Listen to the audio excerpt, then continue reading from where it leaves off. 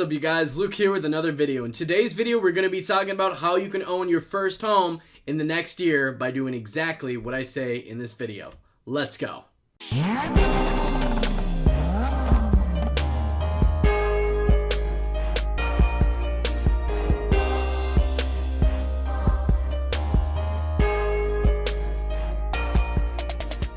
Everybody, so in today's video, we're going to be talking about how you can own your own home within the next year, guaranteed, if you follow everything I say in this video. So it's actually a lot simpler than you think. Obviously, there are some requirements. You can't just go and get a home after a year has passed, but if you follow what I say in this video and follow the requirements, I can pretty much guarantee you that you could own your own home within the next year and get out of renting if you choose to do so.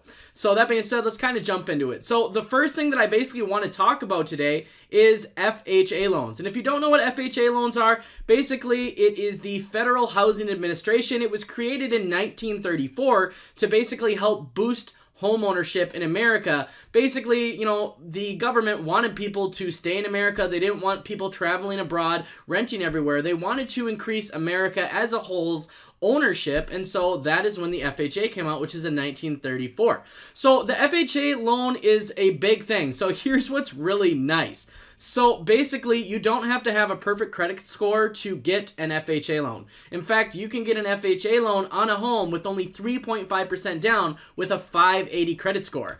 Now, to give you an example, a 580 credit score is very low. The average credit score is around 650. For those of you guys that don't know, when I was younger, I actually filed bankruptcy at one point in my life when I hit an all-time low. And even while I had bankruptcy going on, I think my credit score was around 570 to 590. So you have to really be messing up your credit score or have to be really behind on things in collections if your credit score is lower than a 580. So having a 580 credit score is pretty easy to obtain if you're not there yet. Obviously, don't let things go into collections. One of the easiest things that I've done and that you can do to boost your credit over time is to take a credit card. Doesn't matter where it's from. It could be from Kohl's. It could be a major credit card from Chase Bank, Community Bank, whatever, Citibank. And what I actually personally used to do is each month I would buy either a pop or a candy bar, just my favorite pop or my favorite candy bar, on the first of every single month. And when I got that statement in the mail, I would pay it off in full. And then after that day, after I paid the statement off, I would go back into a store every time and I would just buy one little $3 purchase. Now, the important piece of this is that it was a consistent credit line that was being used. And the other big thing is let's say you have a $1,000 credit unit or a credit limit. You don't want to use $800 of that credit and then pay it off. You want to use a very small portion of the credit issued to you or the credit available to you. This is what actually increases your credit score. Having persistent usage of your credit available to you and only using a small portion of it. If you do this and can get a credit score of 580, congratulations, you are going to be approved most likely for an FHA loan.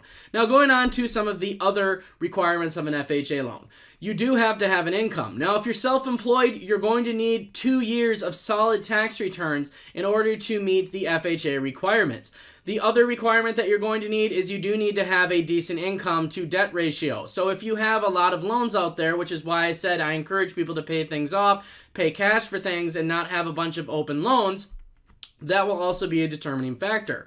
But, for example, I do know people out there who work a regular job. They only gross around $2,000 a month, and they have qualified for FHA loans on home loans of around $150,000, which, one, is cheaper than renting, two, you're building an asset, and three, if you find a home that has an extra bedroom, it's very well possible that you could rent that extra bedroom out and actually generate income off of the mortgage, so you're basically living for free.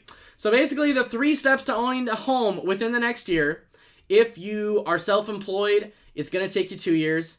Hopefully, if you're watching this and you've been self-employed for the past year or so, you've been filing taxes, so you could actually get a home within the next year. But basically, here's the requirements. 580 credit score. Whatever home you're looking at, you've got to have 3.5% down, so give or take $5,000 to $7,000 down to close the home. So start saving. If you want to get into a home, all you need is $5,000 to $7,000, a credit score of 580, and then solid tax returns. And if you're working, I want to say, don't quote me on this, but the requirement is actually much less if you're working and you just have a regular W-2 job. I want to say as long as you've been at a job for 6 months and have a decent income, you can actually qualify for an FHA loan.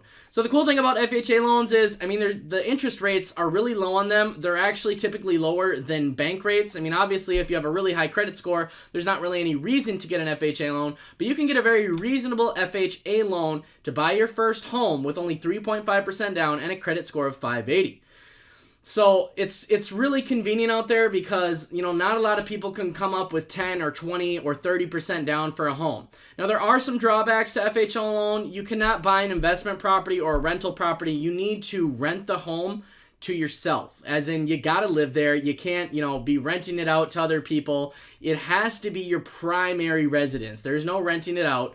Now, if you live there and you rent a room out, that's obviously your own business. You're more than welcome to do that. So another thing that's kind of convenient about an FHA loan is, honestly, most of the time you can get a 30-year fixed rate for under 5% interest, which is pretty good just due to the fact that, I mean, you've only got a credit score of 580. A credit score of 580 really, you know, isn't all that great. Now, another thing that's nice is FHA loan also grants loans for home renovations and repairs, which a lot of banks out there or mainstream banks will not issue loans for homes, you know, that need repairs on them, etc., or they want them fixed prior. FHA will actually give you a loan if you can get it qualified to actually make home repairs, and as long as you have proof and send it back to FHA, you can still buy the home. So it's really nice. FHA loan is probably the best loan out there for, you know, like first-time home buyers, just people who don't have experience with home buying, and just people that need to get a start and get a home. So I really think that if you are struggling out there with rent, I know a lot of people that I've talked to, they're sick of renting, and I agree, renting is not ideal. There's no way to really monopolize renting from a landlord to make extra money, but if you have a home and you can be building investments and you can be building equity in the home and then also possibly rent out a room, you can actually get ahead in life by owning a home. Plus, like I said, it's just more enjoyable owning a home, I think, rather than renting. I guess it depends on your lifestyle, but owning a home just grants more opportunities, you know, for being able to obviously rent an extra room out, make a little money, live for less, and then also you're building an asset while having a home. Now, something to stray away from, just as somebody who's bought a few homes myself, just want to touch on this briefly, don't want to go into a whole spiel here, but my personal rules for buying a house is I will never ever buy a house that has a bad roof, never ever buy a house that has a bad septic, and never ever buy a house that has bad mold or plumbing or water damage issues.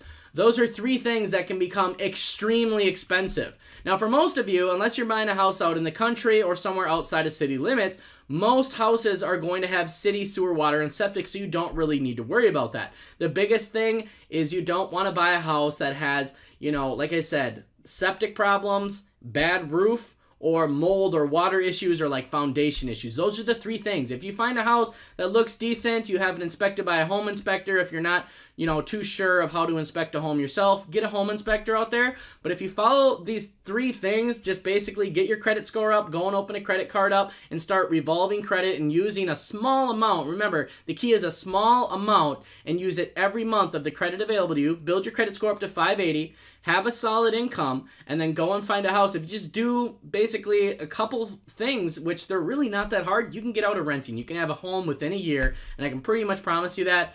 I've helped a lot of people that I know personally that have been friends of mine. We've talked about this. I've told them which credit card to get, and within a year, and then they kept their same job that they had. Within a year, they were able to find a home, and boom, they went out, they got an FHA loan, and now they are homeowners. So basically, go out there, get that revolving credit card, get your score up to 580, and then make sure you've got solid tax returns. Make sure you're filing your tax returns and keep that debt to income ratio down low. So that's basically three things: credit card and credit score, solid job and tax returns, and then make sure you are not, you know, going out there and say buying cars or buying toys or, you know, making expensive credit card purchases. Keep your debt to income ratio down. That also affects your credit score, believe it or not. Even if you're making your payments on time, creditors and the credit bureaus do not like it when you have high balances owed on things, especially when you're going to be applying for a home loan.